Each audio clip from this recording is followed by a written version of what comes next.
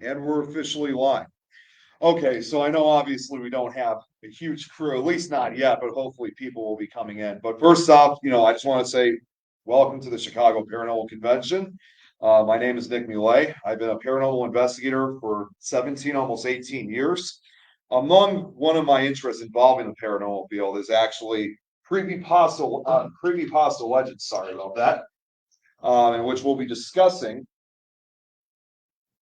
Whoops. Oh, well, no, that was right. Just before we get started, however, I just want to warn you guys, however, if you guys are unfamiliar with creepypasta, I do want to give a quick warning out because the slideshow does contain content and images that may be considered frightening, graphic, and disturbing for some viewers. So viewer discretion is advised. I just want to get that word out quickly. So to talk a little bit about creepypasta, and by the way, like I said before, this is my very first time being a speaker, so hopefully you guys will enjoy this. But to talk a little bit about what creepypasta is, they are horror-related legends that have been shared around the internet. Creepypasta has since become a catch-all term. I'm going to move this chair so I don't trip over. Go ahead. Okay, sorry. Creepypasta has since become a catch-all term for any horror content posted on the internet.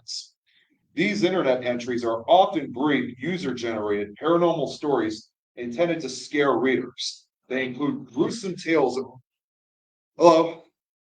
They include gruesome tales of murder, suicide, and other worldly occurrences. Can you do me a quick favor? Just move the projector just a little bit to the left because part of this is getting cut off by the screen.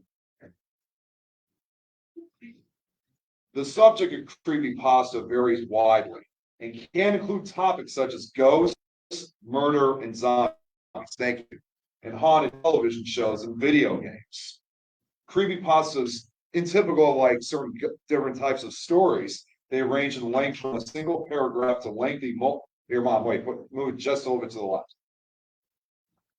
Yeah, there you no, no, there you go. That's perfect. Yeah, because now that we got a little bit moved, I don't have to stand all the way to the side. So creepypastas range in length from a single paragraph to lengthy multi-part series that can span multiple media types. Now, you guys are probably wondering, why is it even called creepypasta in the first place? Creepypasta, of course, it's a portmanteau, if I'm saying that correctly, of the words creepy and copypasta. The term was coined on the image board for Chan around 2007. Ironically enough, copypasta, the original term, denotes viral copied and pasted text, which that term was coined on 4chan just a year earlier. Now, the exact origins of creepypasta are unknown. Early creepypastas were usually written anonymously and routinely reposted, making the history of the genre difficult to study. Jessica Roy, running for Time, argued that creepypastas emerged in the 1990s when the text of chain emails was reposted on internet forums and Usenet groups. Another person here by the name of Asia Romano, writing for the Daily Dot, stated that Ted the Caper was arguably the earliest example of creepypasta. The story posted on Angel Fire, which you guys remember that website, in 2001, was written in the first person from the perspective of Ted, as he and several friends explored an increasingly frightening cave system. So there's a lot of different theories of how obviously, how creepypasta was born, but I think it's typical, as with a lot of like these urban legends, that it's like even the origin is a legend of itself. But I do know one other thing about what's even more interesting about creepypasta is that do you guys remember the books Scary Stories to Tell in the Dark? So over the last number of years, there's actually been a number of tribute books that have been made almost with the same type of stories with similar drawings. Some are even made for an adult audience. But one of the most recent books that came out was actually in association with a website that broadcasts a lot of these creepypasta stories called Chilling Tales for Dark Nights. It's a great site if you guys are looking for really scary stories to listen to, especially this time of year. I'd highly recommend it. And most recently, they made a book of their own, not only paying tribute to the original trilogy, but more importantly, when I read the first pages, it turned out they said, if not for the Scary Stories to Tell in the Dark trilogy, we wouldn't have creepypasta. Or even if we did, it would sure as hell not be as popular as it is today. A little bit closer? Okay. I'm just trying, I just don't want to block the entire screen for the monitor. And also, I just want to say quickly for those who are tuning in on Facebook and some of the other platforms, I really do appreciate it. So thank you guys. Oh, wait, did I miss one? Oh, here we go. Yeah, so many early creepypastas consisted of rituals, personal anecdotes, and urban legends such as Polybius and the Bunny Man, which the latter one I'm more familiar with, but I can sure understand where some of these stories kind of somewhat played around with the real urban legends, if you will. Darcy Nato, if I'm saying that correctly, writing for Turbo News, argued that these early creepypastas had to be somewhat believable and realistic to be reposted. Many of the earliest creepypastas were created on the export of 4chan, which focused on the paranormal. Major dedicated creepypasta websites started to emerge in the late 2000s to early 2010s. And whoops, I don't know what that is. What's that? Hold on. Okay, there we go. Now, the website itself was created in 2008, while the Creepypasta Wiki, which I think is actually more visited than the website itself, if I'm correct, and the No Sleep, a Reddit forum or subreddit, which since then has also become a podcast of its own, were both created in 2010. The websites created a permanent archive of creepypasta, which profoundly impacted the genre.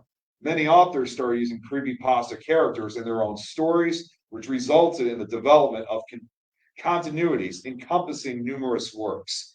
So the idea of using these characters, as we will see in the later part of the slideshow, not only do they just become what originally began as just short stories or whatever, they sometimes do expand to sequels, and even it gets to the point where not only just audiobooks, but even films.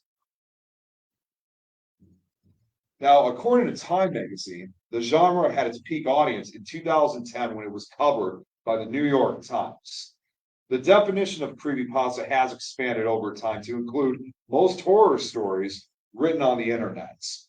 Over time, authorship has become increasingly important as many creepypastas are written by nowadays by named authors rather than by anonymous individuals. Many of these authors attempt to achieve notice through their creepypasta. So I guess the way how I would probably look at it is not necessarily its competition. It's just if you kind of look at a lot of the modern day horror films that have been coming out now in the last couple of years, it seems like it's kind of the same old kind of thing nowadays. You know, we always have this picture in which, we use every horror idea we can think of. Creepypasta, in a way, it's like they're trying to achieve some other ideas that has not been done before. I mean, at least that's how I pictured it, but I think that's how creepypasta really plays a role. So maybe for a new author who's trying to write scary stories, this is a good place to begin. Yes, it is. And of course, like I said, not only just for creepypasta, but for a lot of these other similar websites, for especially the podcasts like the No Sleep podcast and Showing Tales for Dark Nights. Now, creepypastas are sometimes supplemented with pictures, audio, and or video footage related to the story, typically with gory, distorted, or otherwise shocking content. While creepypasta today varies greatly in length and quality, older ones tend to be very short and follow one of the following set of formulas. Anecdotes. The narrator remarks on a scary legend, news story, or event from their own past. Rituals. A list of instructions for the reader, claiming if they go to a certain place at a certain time and perform specific actions, something remarkable and or horrifying will happen. If you kind of picture that one in particular, again, it plays on some of the real life urban legends because I'm sure we know some of the supposed dares that exist. The most notorious of them all, of course, is Bloody Mary, which also became the inspiration for the movie Candyman. So, although most of the rituals on creepypasta itself are not true at all, they really do play a lot on that original genre, if you want to put it that way. The lost episode. The narrator tells the story of a never before seen episode or scene from a famous TV show, typically a comedy or a children's cartoon, where the audio and video is heavily distorted and characters begin acting strangely or violently, killing themselves and or each other. To give two primary examples of these lost episodes is, and I know they're going to sound silly from the start, but one of these supposed lost episodes is something that's called Suicide Mouse, which is focusing on the classic Mickey Mouse character from in the classic Disney cartoons in the 1930s. And in the story, it goes that there was a lost episode of the original series that was never, released theatrically because apparently people who've seen that lost episode drove them mad and actually committed murder or suicide in this case. A better way of understanding is because you can find a lot of this on YouTube. It's like an old episode where Mickey's like walking around. It starts off like a normal cartoon, and then as time goes on, the sound begins changing as he's just walking along a street, and you start hearing all these disturbing noises. The background starts becoming a little bit more, I guess you can kind of say, damaged, if you will. And right at the end of the episode, you just hear nothing but constant screaming. Mickey's face starts changing into this evil zombie-like grin until eventually the film runs quicker and apparently he gets knocked over and he dies immediately. Hence its name, Suicide Mouse. It sounds silly enough, but it really actually is quite disturbing material. And then the only other example I can think of a lost episode, not necessarily a video, but it was actually more of a meme that's called, this time basing on SpongeBob, actually something called Squidward's Suicide, which is like a famous, like one of those famous funny grin like expressions they've had from the show, but it became so popular that it actually became a creepypasta. I would rather call it a creepypasta meme more than anything. Hello, thanks for coming, guys. Yeah. However, this style of creepypasta has fallen out of favor nowadays, as it is seen as cliche. So you guys get a little bit of understanding what creepypasta is. So from this point forward, considering how many years it's been around, there are so many urban legends that there's no way I'm going to be able to, cover every single one. So we're actually going to now focus on the top 6 creepypastas. Now, I just wanted, once again, for those who just came in, I just want to warn you guys that next couple slides may be a little bit graphic and disturbing, some viewers, so viewer discretion is advised. So the first one we'll focus on is number 6, the Russian sleep experiment. Now, to be clear also, this is not true in any way, shape, or form. It's all entirely fictional. They just do a really good job just to make it look like it's real. So the story goes is that a staple of best pasta lives everywhere. The title of the story itself carries with it a sense of dread and horror. Shortly after World War II, in 1947, 5 political prisoners that were deemed enemies of the state are subjected to an experiment at a covert Soviet test facility in which they have to remain awake for 30 consecutive days in a tank filled with an experimental gas stimulant compound. The prisoners were falsely promised that they would be set free from the prison if they completed the experiment in the specified 30 days. The subjects behaved as usual during the initial 5 days, talking to each other and whispering to the researchers, though the one-way glass, though it was noted that their discussions became gradually darker in the subject matter. As with most science gone wrong stories, the test subjects begin to lose their minds, among a number of other gruesome symptoms. After 9 days, one subject began screaming uncontrollably for hours, while the others did not react to his outbursts. The man screamed for so long that he tore his own vocal cords and rendered mute as a result. When the second one started screaming, the others prevented the researchers from looking inside by pasting torn book pages and their own feces on the porthole windows. A few days passed without the researchers being able to look inside, during which the chamber was completely silent. The researchers used the intercom to test if the subjects were still alive and got a short response of a subject expressing compliance in which they said, "We no longer want to be freed."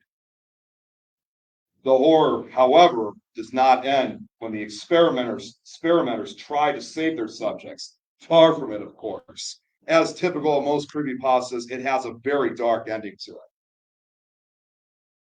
On the 15th day, the researchers decided to turn off the stimulating gas and reopen the chamber. The subjects did not want the gas to turn off for fear they would fall asleep. Upon looking inside, they discovered that the four surviving subjects had performed lethal and severe mutilation and disembowelment on themselves during the past days, including tearing off sections of skin and muscles, removing multiple abdominal internal organs, practicing self-cannibalism on themselves, as well as cannibalism on the second subject, and allowing 4 inches of blood and water to accumulate on the floor by jamming paper and pieces of flesh they tore from the second subject into several drains, who was found dead on the floor as soon as the chamber was opened. The subjects violently refused to leave the chamber and begged the scientists to continue administering the stimulant, murdering one soldier and severely injuring another that attempted to remove them. After eventually being removed from the chamber, all subjects were shown to exhibit extreme strength, unprecedented resistance to anesthetics and sedatives, the ability to remain alive despite lethal injuries, and a desperate desire to stay awake and be given the stimulant. It was also found that if any one of the subjects fell asleep, they would die immediately. After being somewhat treated for their severe injuries, the surviving 3 subjects were prepared to return to the gas chamber with the stimulant by the orders of the military officials, though against the will of the researchers, with EEG monitors showing short recurring moments of brain death. Before the chamber was seated, one of the subjects fell asleep and died, and the only subject that could speak screamed to be immediately sealed in the chamber. The military commander ordered for 3 other researchers to be closed inside the chamber alongside the 2 remaining subjects. One researcher immediately drew his gun and killed the commander and the mute subject by shooting both of them in the head, causing the other person to flee the room. With only one surviving subject, the terrified researcher explained that he would not allow himself to be locked in a room with monsters that can no longer be called people. He desperately asked what the subject was, to which the subject smiled and identified himself and the other fallen subjects as an inherent evil inside the human mind that is kept in check by the act of sleeping. After a brief pause, the researcher shot the subject in the head with his dying breath on the floor. The subject muttered his final words, "So nearly free." Once again, I just want to point out, again, I know a few others just walked in. This is, again, entirely fictional. They do a great job on the pictures, but this never actually happened. Just to be clear on one, just want to be clear on that. Now, we go now to number 5, called Ben Drowned. Now, this one plays a little bit more on the paranormal genre, especially what the story involved. It's going to actually make you guys think of possibly a well-known movie. Originating as a creepypasta based on the 2000 action-adventure game, The Legend of Zelda, Majora's Mask, and published by Hall from 2010 to 2020 with a hiatus in between. The series is known for creating many of the common tropes and themes of creepypasta that are used nowadays in subverting themes from the Legend of Zelda series. The series concluded, ironically, on Halloween, October 31st, 2020. Serving as Hall's first project, the first arc of the series, titled Haunted Cartridge, was released in 2010. It follows college sophomore Jaduzable, if I'm saying that right, who, after acquiring a haunted Nintendo 64 video game cartridge of Majora's Mask, is plagued over the course of a single week by the presence of a seemingly ominous being called Bet. The series is one of the most popular web serials on the internet, with a viewership in the hundreds of thousands, and has been widely recognized as both an example of modern urban legend and a major influence in helping to establish and legitimize creepypasta as a literary genre, creating many of the recognizable tropes that are now seen today in modern internet horror stories. So the story itself, it's set in a fictional alternate universe, closely following that of Earth prior to the emergence of a cult known as the Moon Children, who worship the moon, known to them as Luna. Sometime after the release of The Legend of Zelda, Majora's Mask, a 12-year-old boy named Ben was chosen as the experiment for a new project by the Moon Children. coerced by them to join their group under the promise of having friends and being like his childhood hero, Link. Ben was soon unwillingly drowned, hence its title, of course, in an attempted moon children ritual called Ascension, where the sacrifice becomes a prisoner of their own making, a catalyst for the cult to continue their plans. The resulting creation named Ben, the original Ben, no longer having any physical control as the dominant mindset, is sealed inside a copy of Majora's Mask and merged with the programs within before being subsequently watched over by an old man. The old man in time entrusts the cartridge to a random college sophomore student who bought it not knowing that it was a cursed object, while several of the cult's members begin to continue their plan within the internet, including a mysterious being known as Kelbris the Father, who online takes the form of the happy mask salesman. Whoops, sorry about that. Ultimately, upon entering the internet themselves, Ben begins to wreak havoc on the sites and videos where the sophomore student, known as Jaduzable, interacted all in service of the father. Now, I don't know if you guys have gotten the message already, but to me, the way how I always saw it kind of reminded me a little bit like the movie The Ring or Ringu, because even though that was more focused on a haunted VHS tape, if you will, it still dealt with basically a cursed cartridge of any type. Now, I do not know for sure if they actually got that from the idea of that film, but it definitely has a very similarity to it. So now we go on to number 4, the rake. Now, I'm going to just say one thing. As far as creepypastas go, like I said, most of them, if not 99% of them, are entirely fictional. The rake, however, is one of the rare exceptions that, even though what I'm about to present is, as far as I know, fictional, supposedly people had reports of this humanoid creature that they've called it the rake itself. I don't know if you guys remember years ago, if you guys remember the show Monsters and Mysteries in America, they did a segment of of the rake and even went as far as they interviewed someone who claimed she was attacked by the rake. So this is one of these one of the few creepypastas where it's basically a fictional character, but at the same time, it's also a real character. Do you have a question? Yeah. If there's any populations this monster and skinwalkers? There's a good, that's actually a good question because I always thought if there is like a real rake creature out there, I kind of more associate it with the skinwalker. So of course, I don't have the full answer for it, but it's very likely. So, of course, and this is not a real picture again, just to be clear on things, but it also, of course, has that classic alien kind of gray look to it. But to give a little description of the rake, you can kind of say both its fictional and supposed real counterpart. The rake is an internet meme and urban legend originating in the creepypasta story of the same name. It is popularly viewed as a disturbing humanoid creature living in the northeastern United States. It is reported to stalk people for years, learning all it can about them and even threatening them with information on their family, friends, and personal lives. Most of its descriptions by the witnesses and victims are mostly similar.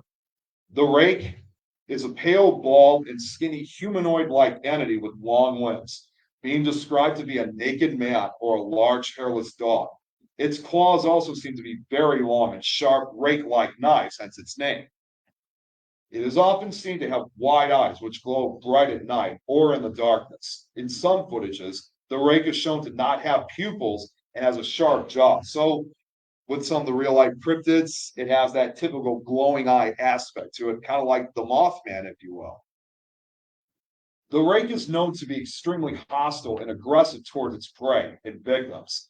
It also seems to be quite intelligent, as it usually stalks its victims for quite a long time before attacking them with its unbelievable speed and sharp claws. Additionally, it is fiercely territorial, and though it usually only attacks when provoked, it has attacked out of malice many times. Now, the next slide I'll be presenting is supposedly encounters of the rake. It's again, I was told that this was only based on the creepypasta legend. There is no evidence to say that this actually happened, but the way how they make these descriptions sound very, very realistic. So apparently, history of the rake goes back as far as the pre-1600s. According to mythology, stories of the rake seemingly began in the early 12th century. However, most material, documentation, or reports have been mysteriously lost or destroyed over the years. The first real supposed encounter was in 1691. The first recorded of the was recorded. First recorded incident of the rake was documented in a mariner's log dated in 1691, who traveled to the northern United States from England. Ironically enough, just a year before the Salem witch trials, as you guys, it's probably as a reminder, the rake attacked the mariner in his sleep and allegedly demanded they leave, to which the mariner and his crew complied. We then go almost 200 years later, in 1880. A Spanish journal entry dated from 1880 comes from an individual traumatized by the constant stalking from the rake and was unable to sleep or relax due to being in constant fear and panic. It is unknown what happened to the author. Now we fast forward to almost another 100 years, to 1964. A suicide note written before a man took his own life in 1964 detailed a similar experience to the author of the journal in 1880, as constant stalking and attacks from the rake caused the author to live in constant paranoia and fear. However, this one resulted in the victim taking his life rather than the rake basically killing its victim, leaving behind two empty envelopes addressed to individuals known as William and Rose, and one loose personal letter with no envelope reading, "Dearest Lenny, I have prayed for you. Just spoke your name."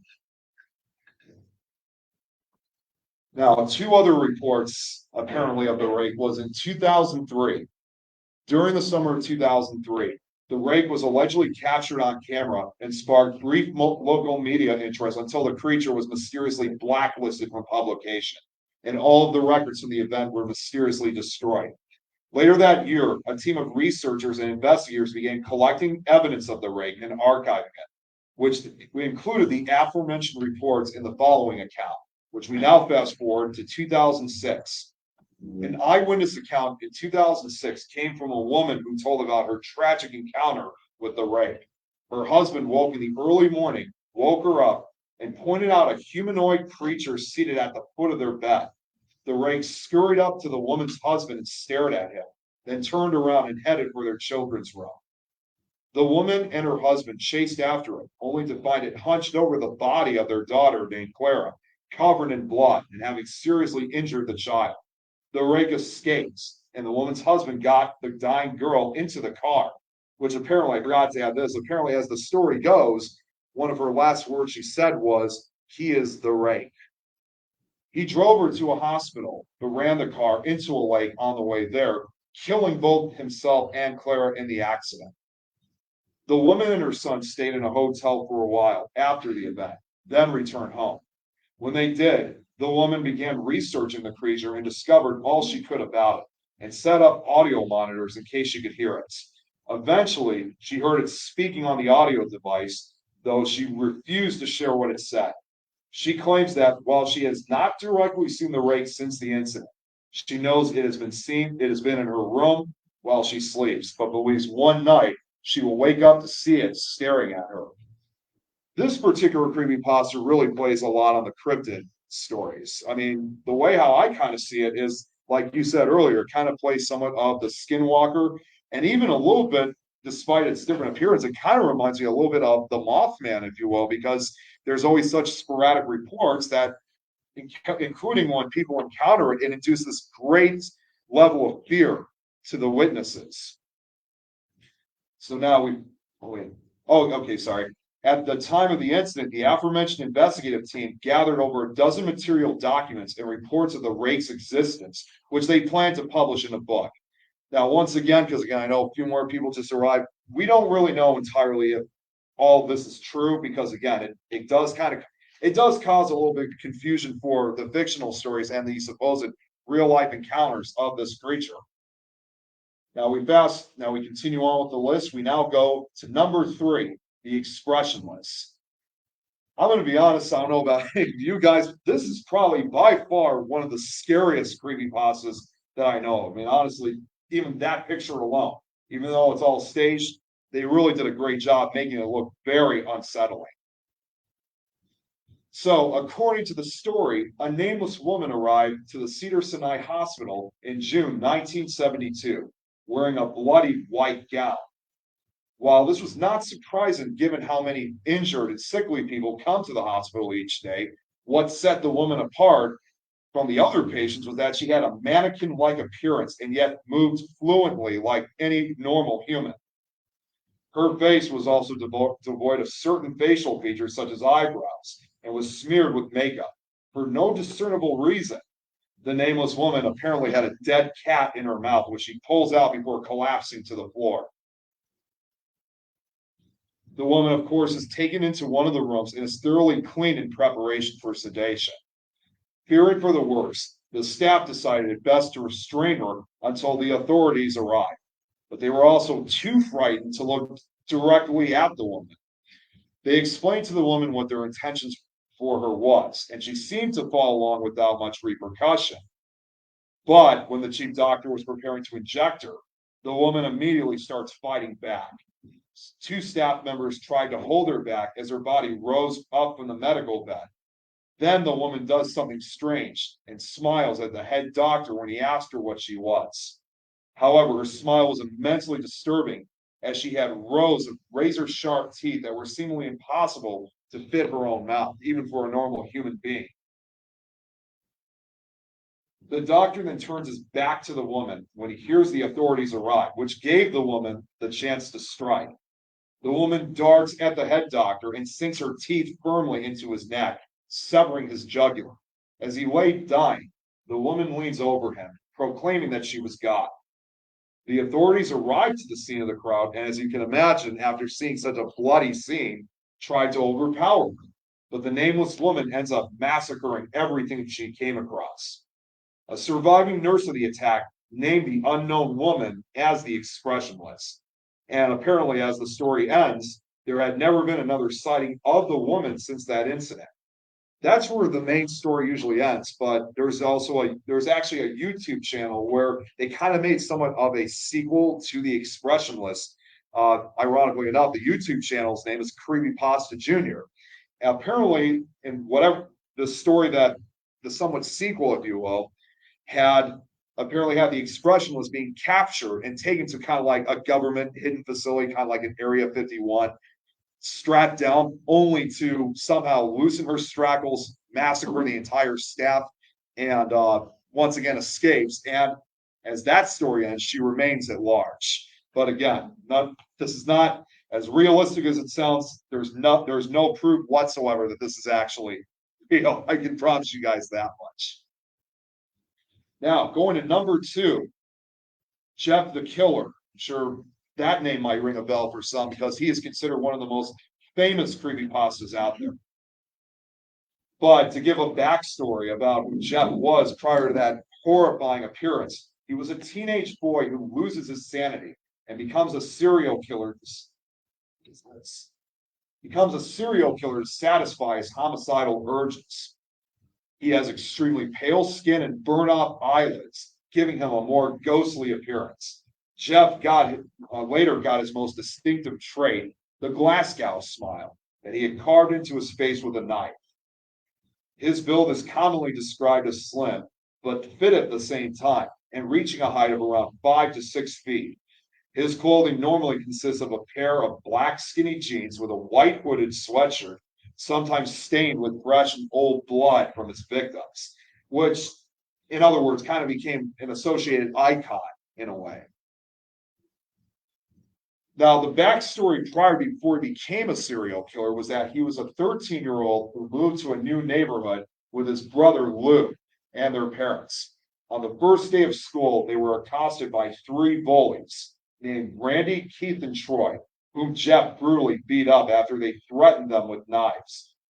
Lou took the blame for it, however, and was arrested, sending Jeff into a deep depression. The bullies later attacked Jeff again at a party, and Jeff killed one of them, but not before getting covered in bleach and lit on fire by Keith. During this fight, Jeff's mind permanently snaps. When Jeff woke, He was at the hospital and his head was wrapped in bandages. When the bandages were taken off, it was revealed that his face had become completely disfigured and ghastly pale from the burns, with bright red lips and a leathery texture. Strangely enough, Jeff said that he liked his face this way and laughed hysterically. But the doctor foolishly thought that this insanity was merely a side effect of the painkillers and let Jeff go home, which of course proved to be a very quickly a fatal mistake. Later that night, add to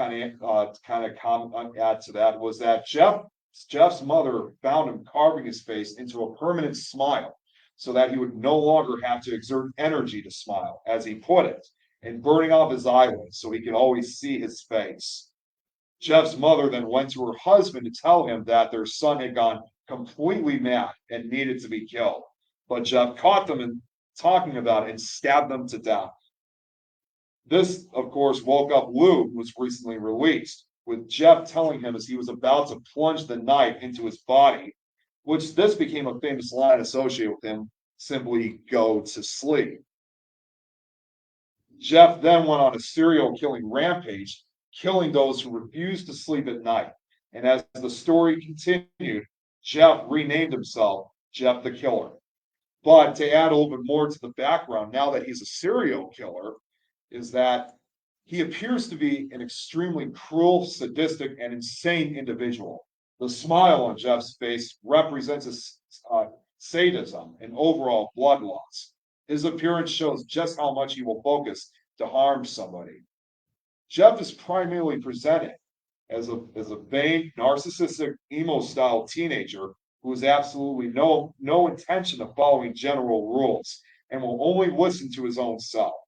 He appears to be a mastermind when it comes to his emotions, managing to hide them, and constantly pushes the attitude of ignorance towards everything. It is believed that Jeff is vain and full of his own self, but the reality is that Jeff actually hates himself and has numerous stresses over his physical appearance. And finally, Jeff also appears to be having issues with people leaving and forgetting him in their lives totally. He was very quiet and antisocial, and people generally didn't have knowledge about Jeff. His voice also appears to be very eerie and soft, even somewhat in a very polite manner. So to kind of end the note with this story is that what's really fascinating, I think, in this particular story is that again, it somewhat plays homage with some of the classic horror films. Obviously, this focuses kind of more on a slasher kind of theme to it. It does have, it does play. If you look at something like the slasher films in the '80s, there were particular films where a prank had gone terribly wrong and someone would usually get disfigured or an accident, and that usually would snap their minds. And Jeff, in a way, is kind of that modern interpretation of a classic serial killer from the slasher movies of the '80s. And now this leads us to number one. I think the majority of you guys know this one all too well. He has been featured in games. He's been on YouTube videos. There's been a few movies made on him. And unfortunately, in a more controversial way, has also been on the news. And that just happened to be no other than number one, Slender Man. Obviously, I don't really need to tell too much who Slender Man is, but I'll still give out the info anyway. The Slender Man is an alleged supernatural creature with nebulously defined characteristics and abilities purported to have been in existence for centuries, covering a large geographic area. Believers in the Slender Man tie his appearances in with many other legends around the world. Slender Man, believe it or not, was actually first mentioned in Something Awful Forums Create Paranormal Images in 2009. Though from what I remember was, I don't think it really gained as much popularity when it first started. I'd say it was probably around 2011 or 2012 was when it started getting that notoriety.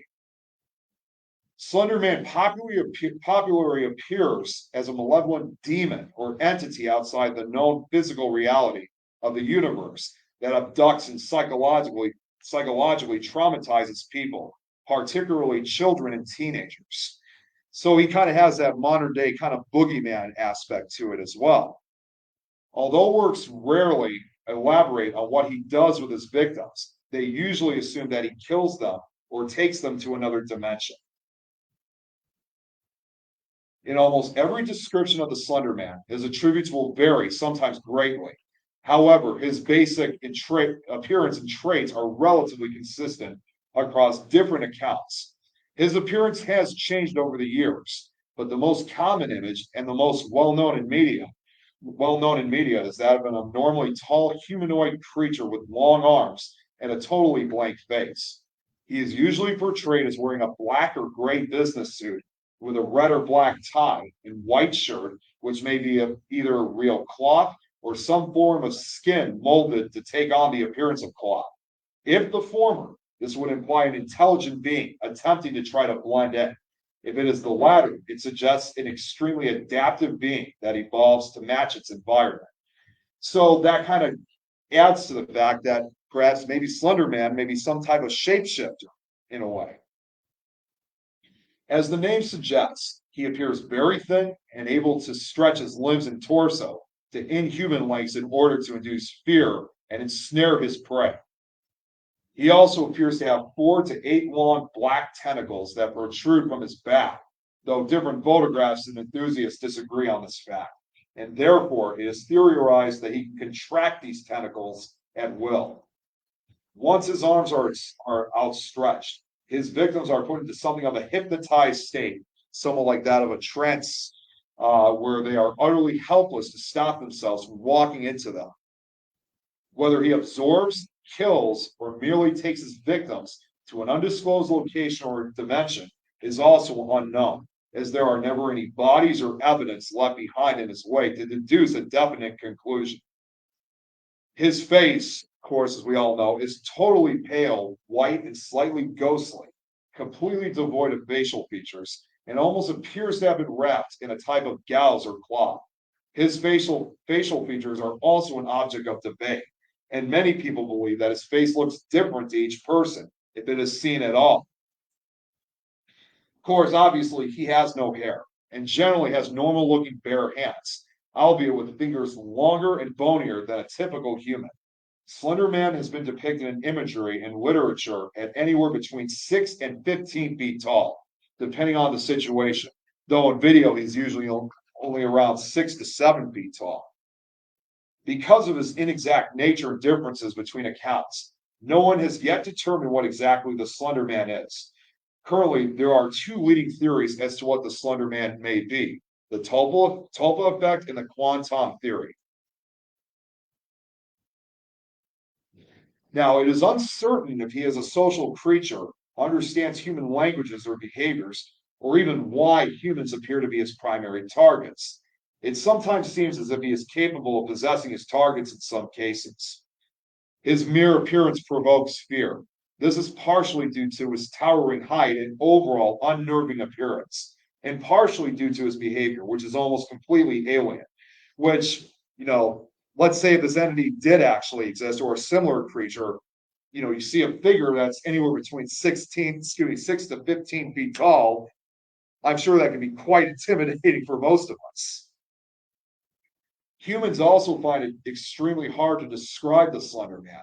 A describe in words can be given, but often lack the ability to fully describe the creature. It is believed that Slender Man is from exists on a fourth dimensional plane, which would account for some of his apparent abilities. He also often appears to float or drift around rather than walk, which suggests the possibility of him being an ethereal being rather than a creature or a man. This would also explain why he is able to remain mobile in spite of his poorly proportioned body. Now, much of the fascination with Slender Man is rooted in the overall aura of mystery that he is wrapped in. Despite the fact that it is rumored that he kills children almost exclusively, it is difficult to say whether or not his only objective is slaughter. Oftentimes, it is either reported or recorded that he can be found in sections of woods, and these generally tend to be suburban. He also has been reported seen with large groups of children, as many photographs portray. It is commonly thought that he resides in the woods and forests and preys on children. He also seems to be unconcerned with being exposed in the daylight or captured in photos. And once again, despite these are not real pictures, these were clearly staged. It is often thought as well that he enjoys stalking people who become overly paranoid about his existence, purposefully giving them glimpses of himself in order to further frighten them. For this reason, it seems like Slender Man very much enjoys psychologically torturing his victims. However, he usually appears when least expected and where the victim is alone and most comfortable, such as home, school, work, outdoors, along trusted roads, etc. And oftentimes, he also strikes when the target's defenses are down, sometimes to the point where they simply have no will to fight off any further, making for an easier kill. No one has ever satisfactorily explained the reasoning behind his tactics or the way he chooses his victims, and his purposes and or motivations have yet to be fully ascertained. He is rarely, if ever, portrayed in a good, benign light, and is generally understood to be extremely malevolent and dangerous. So, kind of just thinking about this now with the Slender Man, the fact when, as the stories go, where he apparently preys on someone, it's like no matter where you go, no matter where you hide, even in the safety of your own home, you're not safe just about anywhere. He is everywhere. Now, in versions of the legend, this is one of the few cases where they actually do describe a little bit of how he kills his victims, is where he will impale captured victims on tree branches, either symbolically or saving them for later skinning, removing their organs, and eventually consumption. In comparison, contemporary depictions have turned him into a more passive aggressive creature. Instead of an active chase, he is more likely to let his prey devolve slowly into madness until they reach a certain level of understanding about it and are unable to cope with their situation, often watching from afar as this takes place. If angered, it will charge the aggressor and vanish with its victim to an unknown location.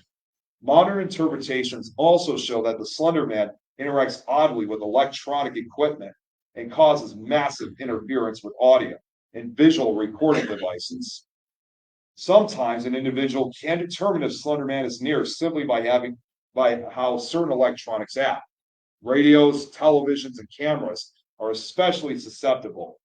How powerful this effect is seems to vary, which could be due to either the Slender Man's state of aggression or other outside factors that he may or may not be controlling, such as the weather, cell phone signals, etc.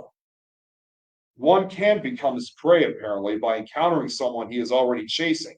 Basic research and even collecting images doesn't appear to encourage notice. Someone has to delve into the mythos in an almost obsessive way.